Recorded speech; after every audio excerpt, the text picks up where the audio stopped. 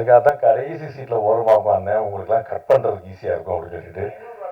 நடுவில் வேற தூக்கி வச்சா வந்து இப்போ வந்து தர்புகா சிவா வேற கட் பண்ண முடியாது, அவர் தான் வந்து மாட்டி விட்டாங்க என்னைய. நான் அந்த விவரம் தெரிஞ்சேன். நான் எவ்வளோ வருஷம் இந்த வருஷத்தில் உட்காந்துருக்கேன், 27 வருஷமாக அந்த இடத்துல உட்காந்துருந்தேன். ரொம்ப ஆச்சரியமாக இருக்குது எனக்கு. முன்னாடி வந்து உங்கள்லேயே இருந்து வந்த ஒருத்தன் அப்படிங்கிறனால ரொம்ப ஒரு ஹாப்பியான மொமெண்ட்டாக இருக்குது. அன்னைக்கு வந்து நாங்கள் உள்ளே வரும்போது எல்லாமே பேப்பரும் பேனாவும் கையில் எடுத்து வச்சுட்டு நாங்கள் எழுதிட்டு இருப்போம். அது வந்து ஷார்ட் ஹேண்ட் படிக்கலை. அதனால் வந்து அன்னை மாதிரி பெரிய சீனியர் ஜேர்னலிஸ்ட்டுகள்லாம் வந்து கடகடன்னு அடிக்கும்போது நாங்கள் வந்து எழுத்தில் வந்து எழுதிட்டு ஒரு குறிப்பான வார்த்தையெல்லாம் எழுதி பண்ணிக்கிட்டு இருக்கோம். அதுக்கப்புறம் எங்கள் காலத்தில் தான் வந்து டெலிவிஷன் வந்துச்சு. அப்போ டெலிவிஷன் மீடியாவுக்கும் எங்களுக்கும் பொறாமையாக இருக்கும். அவங்க வந்து அரசியல்வாதியெல்லாம் பேட்டி கொடுக்கும்போது டிவி சேனல்ஸ் பேர சொல்லி அவங்கெல்லாம் வந்துடலாம் அப்புறம் கொடுப்போம். அப்போ நாங்கள்லாம் யார் அப்படின்னு சண்டைக்கு வேறு போகும். இப்போ பேப்பரும் போயிடுச்சு, கேமராவும் போயிடுச்சு, மொபைல் வந்து முன்னாடி நிற்கிது. அது அடுத்தடுத்த கட்டத்துக்கு போய் நிற்கிது. ப்ரெஸ் ஷோ அப்படின்னு தனியாக ஒன்று போடுறாங்க, இன்ஃப்ளூயன்சர் ஷோ அப்படின்னு ஒன்று தனியாக போடுறாங்க, நடுவில் ஒரு ஷோ போடுவாங்க போல். பெரிய அளவில் டெவலப் ஆகி நிற்குது. அதனால் கொஞ்சம் வச்சு செய்யாமல் கொஞ்சம் பார்த்து செய்யுங்க. நாளைக்கு நான் முதலமைச்சர் ஆனால் உங்களெல்லாம் நல்லா கவனிச்சுக்கிடுவேன். பன்னீர் அண்ணன் வந்து கேமராமேன், அவங்களுக்கு தான் நான் வந்து முழு நன்றியை சொல்லணும். அது வந்து ரொம்ப பியூட்டிஃபுல்லாக என்னையும் பார்க்கும்படியாக காட்டினவர். ஏன்னா நேர்கொண்ட பார்வையோ ரணசிங்கமோ மற்ற படங்கள்லாம் வந்து அந்தந்த நட்சத்திரங்கள் கூட நடித்ததுனால நமக்கு வந்து ஒரு வெளிச்சம் கிடச்சிருச்சு. இதில் வந்து ஒரு இருட்டான அறை, ஒரு விடிகாலை பொழுது, அது வந்து ஒரு 4க்கு 4 அறை. அதில் வந்து எவ்வளோ தூரம் ஆங்கிள் வைக்க முடியுமோ நம்ம அண்ணன் சுருணை சிவானன் சொன்ன மாதிரி வந்து அது ஒரு சிறை அறைக்குள்ளே நடக்கக்கூடிய ஒரு இடத்துல மொத்தம் 4 சுவர் தான். அப்போ எவ்வளோ மல்டிபிள் ஃப்ரேம் வச்சா ஒரு வெரைட்டி கிடைக்கும் அப்படிங்கிறத வந்து பன்னீர் அண்ணன் வந்து படாத பாடுபட்டு எடுத்தாங்க. அது வந்து கிட்டத்தட்ட ஒரிஜினல் சிறையில் எடுக்கப்பட்ட விஷயம். அது வந்து அண்ணனுடைய எக்ஸ்பீரியன்ஸை நான் வந்து அன்னைக்கு பார்த்தேன் கண் கூட. ரொம்ப மறக்க முடியாத ஒரு கேரக்டர், ரொம்ப இன்ட்ரெஸ்டிங்காக இருந்தது. கவிதா பாரதி அவர்கள் வந்து நிறையா சொன்னாங்க. வந்து நம்ம என்ன சொன்னாலும் நேர் எதிர நிற்பார் அப்படின்னு. நான் அவர் பக்கத்துலேயே தான் வர்றேன்றேன், அவர் தான் தள்ளி தள்ளி விடுறாரு. இன்னைக்கு கூட கடைசியில் அவர் பக்கத்தில் உட்காந்தேன், அவர் தான் தள்ளி விட்டு போய் நடுவில் போங்க, நடுவில் போனார்.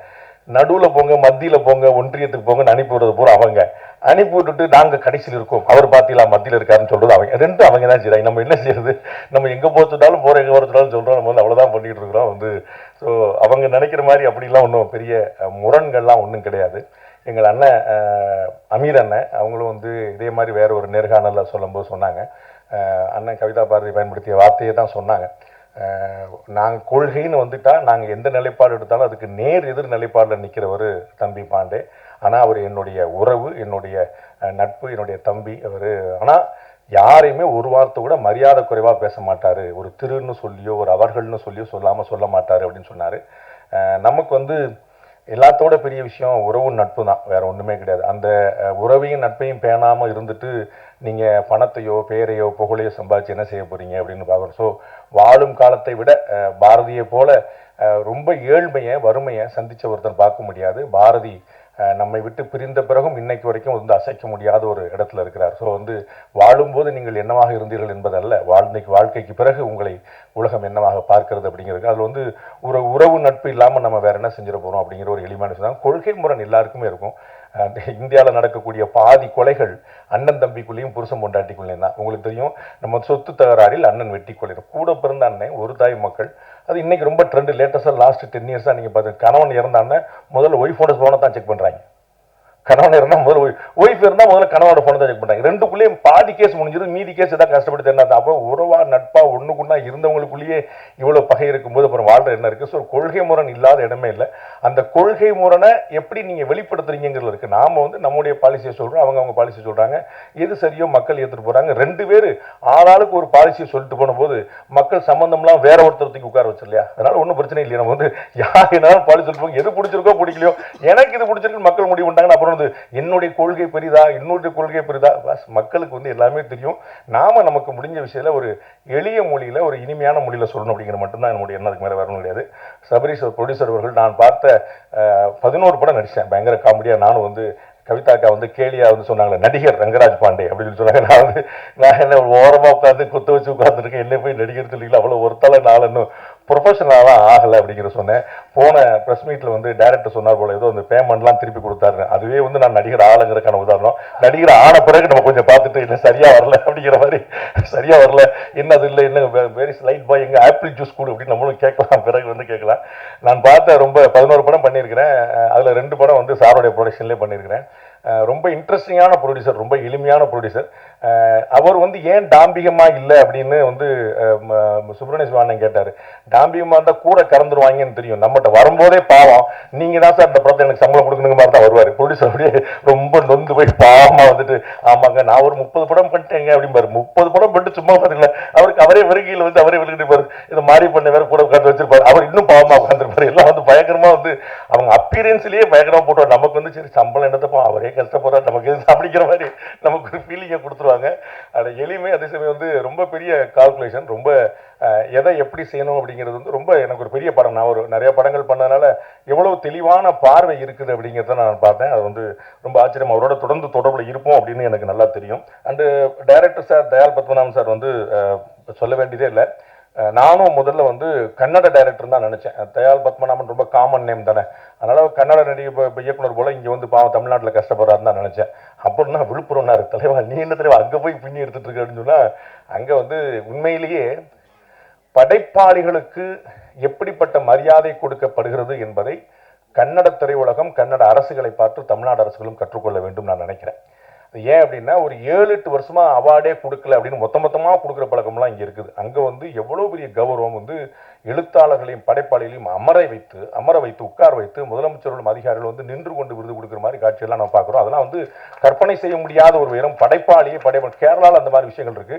ஒரு கலைஞனை, ஒரு படைப்பாளியை அவன் தான் வந்து சமூகத்தை சீரமைக்கிறான், சமூகத்தை கட்டமைக்கிறான் அப்படிங்கிற ஒரு ஆழமான உண்மை தெரிந்ததுனால அவ்வளோ பெரிய கௌரவம் கிடைக்குது. இங்கே வந்து கலையினாலும் திரையினாலும் தான் பலர் அரசியலுக்கே வந்திருக்கிறாங்க. அரசியல பெரிய வெற்றிடங்களை வந்து நிரப்பியிருக்கிறாங்க. அப்படி பார்க்கும்போது அங்கே இன்னும் அந்த மாதிரியான படைப்பாளிகளுக்கான கௌரவம், எழுத்தாளர்களுக்கான கௌரவம், இலக்கியவாதிகளுக்கான கௌரவம் இன்னமும் அதிகரிக்க வேண்டும் நினைக்கிறேன். நம்ம வந்து பாரதியார் போல வந்து நம்ம வந்து இல்லை நமக்கு வந்து கவனிக்கிறதுக்கு ஆள் இல்லை அப்படிங்கிற மாதிரி இல்லாமல் வந்து அப்போ உனக்கு என்னப்பா புலவர், உனக்கு என்னப்பா கவிஞர், உனக்கு என்னப்பா தமிழ் இருக்கு, தமிழ் சோறு போடும், கலை சோறு போடும், இலக்கியம் சோறு போடும் அப்படிங்கிற ஒரு நிலைமை ஏற்படுத்தணும். அப்பதான் தமிழ் வாழும். கொள்கை இது வந்து எனக்கு இந்த படத்துடைய கொள்கையில் உடன்பாடு இருக்கா இல்லையாங்கிறதுல நான் இந்த படத்தில் நடிப்பதற்கு கூலி வாங்கியிருக்கிறேன். அந்த கூலிக்கு விசுவாசமாக உழைக்க வேண்டும் என்பது மட்டும்தான் என்னுடைய நோக்கம். அதற்கு டைரக்டருக்கு இன்னொரு டேக் வரணுங்க அப்படின்னு சொல்லி அவருக்கு வந்து ஒரு டிஜிட்டலாக இருந்தாலும் இன்னொரு நாள் எடுத்துட்டு போயிடக்கூடாது. நாங்கள் வந்து அது மாதிரியான ஒரு வாய்ப்புனால தான் நாங்கள் வந்து 2 நாள் படத்தை முன்னாடியே முடித்தோம். ஸோ நமக்கு வந்து கமல்ஹாசன் சார் மாதிரி அவார்டு வாங்க முடியாது, சிவாஜி சார் மாதிரி பேர் வாங்க முடியாது, அது நமக்கு முன்னாடியே தெரியும். அதனால் நம்மளால் என்ன முடியுமோ நம்ம வந்து அதை மட்டும் சரியாக செஞ்சுருவோம். ஸோ டைரக்டருக்கு வருத்தப்படாமல், ப்ரொடியூசருக்கு கையை கிடைக்காமல் நம்ம என்ன வேலை பண்ண முடியுமோ அதை பண்ணிடுவோங்கிறத தவிர எனக்கு வேற எந்த நோக்கம் இல்லை.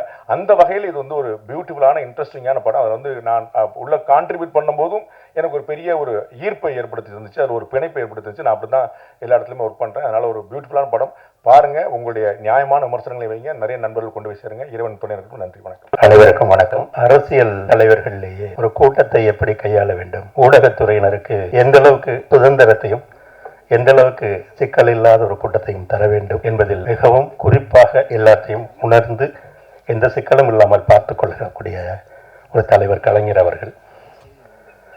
அவர் எந்த கூட்டத்திற்கு வந்தாலும் மற்ற தலைவர்கள்லாம் கூட்டத்தில் 2 மணி 1 மணி 3 மணிக்கெல்லாம் போய் பேசுவாங்க. அவர் மட்டும் அப்படி இல்லை. எல்லா கூட்டங்களிலும் 10 மணிக்குள்ள அவர் பேசி முடிச்சிருவார்.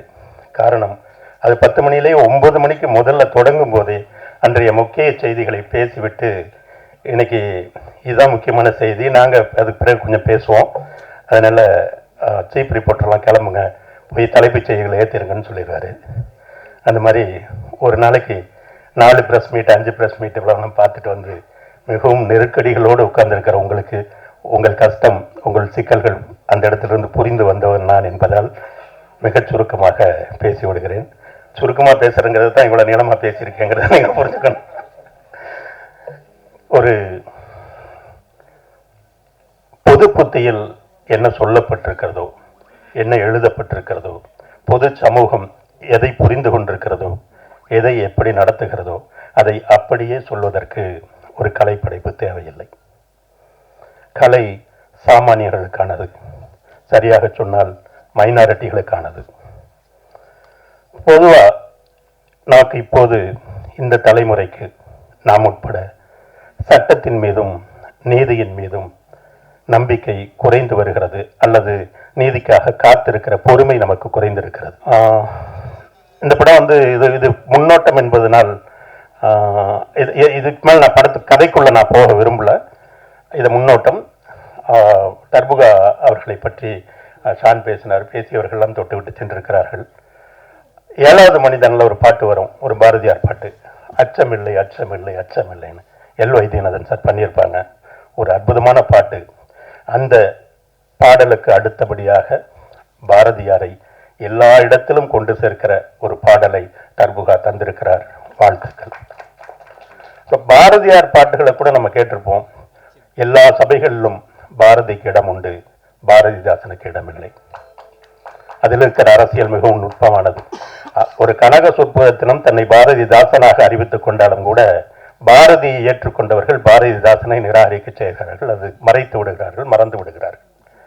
அப்படி ஒரு பாடலை எடுத்து மொத்தம் கொடு என்கிற, அதுவும் பழவேந்தர் பாடல். நான் ஒரே ஒரு கோரிக்கை வைக்கணும்னு நினைச்சேன். அதில் பார்த்தேன், பாடல் கவிஞர் பாரதிதாசன் இருந்தது. தயவு செய்து அதை பாவேந்தர் பாரதிதாசன் என்று மாற்றிக்கொள்ளுவார் கேட்டுக்கொள்கிறேன். அவர் பாடல்கள்லாம் நமக்கு எழுச்சி மிக்க பாடல்களாக தான் தெரியும். அவர்கிட்ட இருக்கிற ஒரு மிக மென்மையான பாடலை எடுத்து தயார் பண்ணியிருக்காரு. இந்த கதைகளை பேசிட்டு அதுக்கான பாடலுக்கான காட்சிகள் எல்லாம் பேசும்போது, நான் உங்களுக்கு 2 பாட்டு அனுப்புறேன் சார், நைட்டு கொஞ்சம் பார்த்துட்டு எப்படி இருக்குன்னு சொல்லுங்க அப்படின்னாரு. என்கிட்ட யாரு பாட்டுங்க அப்படின்னு. பாட்டு யாருன்னு நீங்க கண்டுபிடிக்கலாம், இல்ல தெரியலன்னா கேளுங்க, நான் சொல்றேன். பாட்டு மட்டும் பாருங்க எப்படி இருக்குன்னு அனுப்புனாரு.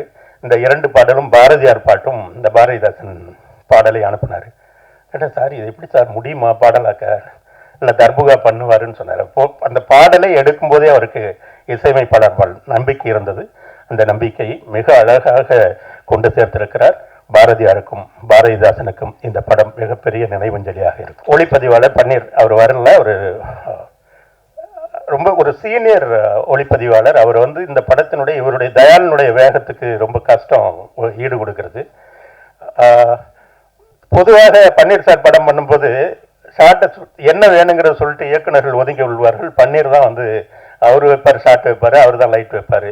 லைட் எங்கே வைக்கணும், அதுக்கு அந்த ஸ்டாண்டு எத்தனை ஃபில்டர் இருக்கிற வரைக்கும் சொல்லி பாவம் அவருக்கு இவருக்கும் கொஞ்சம் இவருக்கு அடாப்ட் ஆகிறதுக்கு அவருக்கு 2 நாள் ஆச்சு. அதுக்கு பிறகு அவர் ஒளி கொண்டு வந்துட்டார். வாழ்த்துக்கள். வெற்றிக்கு பொதுவாக ஒரு வெற்றி என்பதனுடைய பேர் போலவே நடிகர் வெற்றி வந்து ஒரு கதையை தேர்ந்தெடுத்தால் அது நல்ல கதை அப்படிங்கிற பெயரை அவர் பெற்று வைத்திருக்கிறார். இந்த படம் அதற்கு மேலும் ஒரு சான்று. மற்றும் என்னுடைய சக தொழில்நுட்ப கலைஞர்கள், நடிகர்கள் அனைவருக்கும் நான் வாழ்த்துக்களை கூறிக்கொள்கிறேன். எல்லோரும் முன்மொழிந்திருக்கிறதை நானும் வழிமொழியத்தான் வேண்டும். ரங்கராஜ் சார் அவர் சொல்லும்போது எங்கெங்கேயும் யாரையோ சொல்லி கடைசியில் இந்த கேரக்டர் சார் ரங்கராஜ் பாண்டே முடிவு பண்ணியிருக்கேன் அப்படின்னாரு. இல்லை இல்லை, ரங்கராஜ் பாண்டே வேணுமான்னு கேட்குறீங்களா, முடிவு பண்ணியிருக்கீங்களான்னு நான் கேட்டேன். இல்லை சார் முடிவு பண்ணியிருக்கேன் சார், பேசிட்டேன் சார்னாரு. பேசிட்டு வந்த பிறகு கருத்து எப்படி சார் சொல்றது அப்படின்னு. அரசியல் ரீதியாக நேர் எதிர்கோணத்தில் நிற்கக்கூடியவன் நான், அல்லது இங்க இருக்கிற நாங்கள். நான் உண்மையிலேயே அவரை எதிர்கொள்வதற்கு வந்து ஒரு சின்ன தயக்கத்தோடு தான் இருந்தேன். சார் இன்னைக்கு பழனி சார் கதை சொல்ல போனோம், வரீங்களான்னு கேட்டார் இயக்குனர். நான் நடிகனாகவோ இல்லை அவர் நண்பனாகவோ இருந்திருந்தா நான் நிச்சயமாக வந்திருக்க மாட்டேன். பார்த்துக்கலாம் சார், இந்த இதில் கதையிலும் எழுத்திலும் பங்கு இருப்பதால் வரேன் சார். அங்கே பொதுவாக தான் பேசணும், வேறு எதுவும் இல்லை. படப்பிடிப்பு தளத்திற்கு வந்த பிறகு பொதுவாகவே நமக்கு எப்பவுமே முன் முடிவுகள் இருக்கும்ல. இப்போதும் ஒருபோதும் நான் அவருடைய அரசியலோடு முரண்பட்டு தான் இப்போ அதை மறுபடியும் சொல்கிறேன். ஆனால் நடிகராக அவருடைய அர்ப்பணிப்பு வந்து எனக்கு உண்மையிலேயே ஆச்சரியப்பட வைத்தது. எந்த இடத்திலும் அவர் தன்னுடைய அறிவு கொண்டு எந்த காட்சியும் அணுகவே இல்லை. இது தப்பு, இது சரின்னு எதுவுமே சொல்லல. அவர் இதை இப்படி பண்ணா சரியா இருக்குமா, அப்படி பண்ணா சரியா இருக்குமான்னு கேட்டாரு. அந்த இயக்குனர் என்ன எதிர்பார்த்தாரோ, என்ன எதிர்பார்த்து எழுதணுமோ, முடிந்தவரை அதை கொண்டு வர்றதுக்கு அவர் காட்டிய ஆர்வம் நாம் அறிந்த ரங்கராஜ் பாண்டே இல்லாது. அதற்கு பிறகு நான் சொல்ல விரும்புவது என்னவென்றால், வெளியில் அவருக்கு என்ன ஆளுமை இருக்கோ அந்த படப்பிடிப்பு அரங்கத்திற்குள் வரும்போது அந்த கிரீடத்தை அவர் சுமந்து கொண்டு வரவே இல்லை. கேரவான்குள்ள வச்சிருந்தாரான்னு தெரியாது, இல்லை வீட்டிலேயே கழட்டி வச்சிட்டாரான்னு நாங்கள் பார்க்கவே இல்லை. ஒரு ஃபோன் அவர் வந்து கேமராவுக்கு முன்னாடி பேசவே இல்லை. எப்போதும் ஒருத்தர் அழைத்து அவருக்காக ஒரு ஒரு செகண்ட் கூட காத்துக்கிட்டு இருந்தது இல்லை அவர் வர்றதுக்காக. இன்னொன்று போய் கேரவானில் உட்காருங்கன்னு சொன்னாருன்னா அவர் நான் வேணாம் சார் நான் அங்கேயே இருக்குன்னு பக்கத்திலேயே சேர் போட்டு உட்காந்து பார்த்துக்கிட்டே இருந்தார். அது உண்மையிலேயே அவருடைய அர்ப்பணிப்பை நான் வியந்து பாராட்டுகிறேன். நடிகர்கள், தொழில்நுட்ப கலைஞர்கள், ஊடகவியலாளர் அனைவருக்கும் மீண்டும் ஒரு முறை எனது நன்றி. உங்களுடைய வாழ்த்துக்களையும் உங்களுடைய உற்சாகத்தையும் எதிர்பார்த்து காத்திருக்கிறோம். நன்றி, வணக்கம். விழா நாயகனா அன்னைக்கு தர்புகா சிவா சாரோட பாட்டு வந்து உண்மையாக பயங்கரமாக டச் பண்ணுச்சு. அந்த முத்தம் கொடு ஒரு முத்தம் கொடு வந்து ரொம்ப பிரமாதமாக இருந்துச்சு. சூப்பர் சார், ரொம்ப நல்லா இருந்துச்சு. அடுத்த வழக்கம் போல் தயாள் சாரை பற்றி தான் பேசணும். ரொம்ப பிளான்டாக, ரொம்ப கரெக்டாக ஏற்கனவே நம்ம சொன்ன விஷயந்தான். இது எல்லாத்தையும் தாண்டி இந்த ப்ரோக்ராம் ஃபாலோ பண்ணுறதுக்குள்ள நடிகர்களை வந்து எல்லாத்தையுமே கூப்பிடுறது, இன்வைட் பண்ணுறதுக்குள்ள அது வந்து ஒரு ப்ரொடக்ஷன் மேனேஜர் கூட இவ்வளவு சின்சியராக ஃபாலோ பண்ணுவாங்களான்னு தெரியல. அவ்வளவு என்ன சொல்கிறது, இது மாதிரி குரல்லாம் உடனே ஞாபகத்துக்கு வருது. அன்பிற்கு உண்டு அடைக்கும் நாள் அப்படிங்கிற மாதிரிலாம். ஏன்னா நான் அந்த படத்தை சும்மா ஒரே ஒரு நாள் தான் எனக்கு ஷூட்டிங்கு. ஆனால் அந்த ஒரு நாளில் தாண்டி போன தடவை இங்கே இடையில பேசும்பொழுது அவர் வந்து எதிர்த்தரப்புலேருந்து அவங்களுடைய கஷ்டத்தை, அவங்களுடைய துயரத்தை பார்க்குறது எனக்கு ரொம்ப அபூர்வமாகவும் அது ரொம்ப இங்கே தேவைன்னு நினைக்கிறேன்னு ஒன்று பேசினார். அது சூப்பர். அது அப்புறம் எல்லாரும் சொல்கிற மாதிரி பாண்டிய சார் தான் இன்னைக்கு கண்டென்ட்டு அப்படின்னு ஒன்று சொல்லிட்டு இருக்காங்க. அதை தான் இல்லை நான் சொல்கிறேன். அதாவது இவங்க சொன்னாங்கல்ல, அங்கே வந்து சார் வந்து ரொம்ப இயல்பாக நடித்தார், நம்ம அவர் மேலே வேற ஒரு பார்வையோட பார்க்குறோம், ஆனால் வந்து இங்கே இருக்கும்போது இருந்தாருன்னு. அதனால தான் அவர் யார் மேலே ஏற்கனவே பயங்கர விமர்சனம்லாம் வைப்பாரோ அவங்களே இவரை கூப்பிட்டு மேடையில் கௌரவம்லாம் பண்ணியிருக்காங்க. அது வந்து அதுதான் அவருடைய வெற்றி. ஏன்னா நடுநிலையாக நிறையா நல்ல விஷயங்களை பேசுகிற ஒரு முக்கியமான ஊடகவியலாளராக நிச்சயமாக நாங்கள் அவரை பார்க்குறோம். ஸோ அவர் இந்த படத்துக்கு இருக்கிறது பெரிய பலமாக பார்க்குறோம். அப்புறம் கவிதா பாரதி சாரோட ரைட்டிங்கு அது எப்பயுமே நல்லா தான் இருக்கும். அப்புறம் ஷான் சாரோட கோஆர்டினேஷன், அப்புறம் சுப்பிரமணிய சிவாண்ணன் அவர் இருக்கிறதுங்கிறது வந்து நம்ம எல்லாத்துக்குமே இந்த படத்துக்கே ஒரு பெருமையான கரெக்டு தானே. அப்படி ஆமாம், அப்படி ஒரு விஷயம் அது. அப்புறம் ப்ரொடியூசர் சாரோட நான் இந்த படம் இல்லாமல் டார்க் ரெட்டுன்னு இன்னொரு படம்னு நடிக்கிறேன். ஸோ நிறைய படங்கள் ஒரு தொடர்ந்து எடுக்கணும். அந்த படங்களுக்கு நீங்கள் ஆதரவு கொடுக்கணும், மக்கள்கிட்ட கொண்டு போய் சேர்க்கணும்னு திரும்பி கேட்டுக்கிட்டு நன்றி, வணக்கம். That was beautiful. Thank you so much. Good evening everyone. என்னோட லைஃப்பில் வந்து நான் நல்ல ஒரு மகளா, இல்லை நல்ல ஒரு சிஸ்டரா, இல்லை நல்ல ஒரு நடிகையா, இந்த மாதிரி எந்த ரோலில் நான் வந்து நல்லா எக்ஸிக்யூட் பண்ணியிருக்கேன்னு எனக்கு தெரியாது. ஆனால் நான் ரொம்ப பெருமைப்படுற ஒரு விஷயம் என்னென்னா, நான் ஒரு அம்மா. அந்த அம்மாங்கிற விஷயம் எனக்கு கிடைச்சதுலேருந்து நான் வந்து அதுதான் என்னோட பெரிய பிளெஸ்ஸிங்காக என் வாழ்க்கை ஃபுல்லாக நான் தூக்கிட்டு போகிற ஒரு விஷயம். அப்படி இருக்கும்போது எனக்கு இன்றைக்கி அந்த சாங் வந்து டச்ட் மீ ஸோ மச். என்னோடய கெரியரில் எனக்கு இது 2வது அம்மா பாட்டு. அண்ட் அந்த பாட்டு இவ்வளோ அழகாக கொடுத்ததுக்கு சார் தேங்க்யூ. அண்ட் அது அவ்வளோ அழகாக இருக்குன்னு Siva sir thank you so much. I am elated actually. அப்புறம் ஓகே, இன்றைக்கி சொல்லிட்டாங்க, இன்றைக்கி விழாவின் ஃபோக்கஸே பாண்டே சார் தான் சொல்லியிருக்காங்க. அதனால் I will also come to that. First day என்னோடய காம்பினேஷனே அவர் கூட தான். ஸோ அங்கே போய் இறங்கிட்டு தான் எனக்கு இவர் தான் பண்ணுறாரு அப்படின்னும் போது இவரை நம்ம ஒரு கண்ணோட்டத்தில் பார்த்துருப்போம். எனக்கு அது வந்து ஒரு கோ ஆக்டராக எனக்கு வந்து எப்படி இருக்கும், அந்த கிவ் அண்ட் டேக் எப்படி போவோம், இப்படியெல்லாம் எனக்கு பல கொஸ்டின்ஸ் இருந்தது. பட் ஆனால் ஆக்ஷன் சொன்னோன்னே வேறு லெவலில் அப்படியே ஒரு ஃப்ளோவில் வந்துட்டார் அவர். எனக்கு அந்த ஃபீலே வரல, இவர் கூட தான் நடிக்கிறோம் அப்படிங்கிற மாதிரி, இன்னொரு சக நடிகர் கூட நடிக்கிற அந்த ஃபீல்லே அப்படி போயிடுச்சு. So you did a fabulous job sir. So to all the media friends, இந்த படத்தை சக்ஸஸ் ஆக்கி கொடுங்க ப்ளீஸ். நீங்கள் எல்லாம் அதை பற்றி நல்லா எழுதி எல்லா இடத்துக்கும் அதை கொண்டு போய் சேர்க்கணும். இது ஒரு ரிக்வெஸ்ட்டாக வைக்கிறேன். Thank you so much. எல்லாருக்கும் வணக்கம். ஃபர்ஸ்ட் ஆஃப் ஆல் இந்த ஆடியோ லான்ச் அண்ட் ட்ரெய்லர் லான்ச்சுக்கு வந்ததுக்கு ரொம்ப ரொம்ப தேங்க்ஸ். அண்ட் ஸோ இந்த படம் ஆல்ரெடி போன ஈவெண்ட்டில் பேசின விஷயந்தான். என்னென்னா இன்றைக்கி மியூசிக்கல் லான்ச் பண்ணதில் ரொம்ப ரொம்ப சந்தோஷம். ஸோ இவ்வளோ நாள் கஷ்டப்பட்டு ஒர்க் பண்ணதெல்லாம் ஃபைனலாக இன்றைக்கி பெரிய ஸ்க்ரீனில் 4Kல பார்க்கும்போது இன்னும் ரொம்ப சந்தோஷமாக இருக்குது. ஸோ இது ரொம்ப ஒரு ஆனஸ்டான ஒரு அப்ரோச் அண்ட் ரொம்ப ஒரு சின்சியரான ஒரு effort. So first of all congratulations to director Dayal sir இந்த மாதிரி ஒரு படத்தை இன்னைக்கு மவுண்ட் பண்ணுறதுன்றது எவ்வளோ கஷ்டன்றது எல்லாருக்குமே தெரியும். ஒரு டென்ஸான ஒரு ஃபிலிம் அண்ட் ஒரு டென்ஸான தீம் அண்ட் அது ரொம்ப சின்சியரான ஒரு effort. And also for all the technicians and for all the artist for being a part of this film, it means a lot. And first Daya sir எங்கிட்ட இந்த கதையை சொல்லும் போது அவர் என்ன இன்டென்சிட்டியோட சொன்னாரோ, என்ன ஒரு டென்ஸாக சொன்னாரோ, அந்த விஷயங்கள் எல்லாத்தையும் எல்லா கேரக்டர்ஸுமே அவங்களுடைய பெர்ஃபார்மன்ஸில் எடுத்துகிட்டு வந்திருக்காங்க. அண்ட் எனக்கு ரொம்ப இன்ஸ்பைரிங்காக இருந்தது பேக்ரவுண்ட் ஸ்கோர் பண்ணும்போது. And we had lots of discussions background score எப்படி இருக்கணும் இந்த படத்துக்கு. அண்ட் ஆல்சோ இப்போ நீங்கள் கேட்ட பாட்டை பாடின எல்லா singers, Vijay Prakash, MD Pallavi and மதுச்சியம் பாலா, இந்த பாட்டுக்கு என்ன ஒரு எனர்ஜி எடுத்துகிட்டு வரணுமோ, என்ன ஒரு சோல் எடுத்துகிட்டு வரணுமோ அதை அவங்க எடுத்துகிட்டு வந்திருக்காங்க. So thank you so much once again Dayal sir for making me a part of this film. And also as a captain of the ship, I know you நீங்கள் வெறும் டைரக்ஷன் மட்டும் இல்லாமல் how you maintain everything, that's your strong point. And I wish you all the best, and I wish you that you make hundreds and hundreds of films and entertain us. Thank you so much.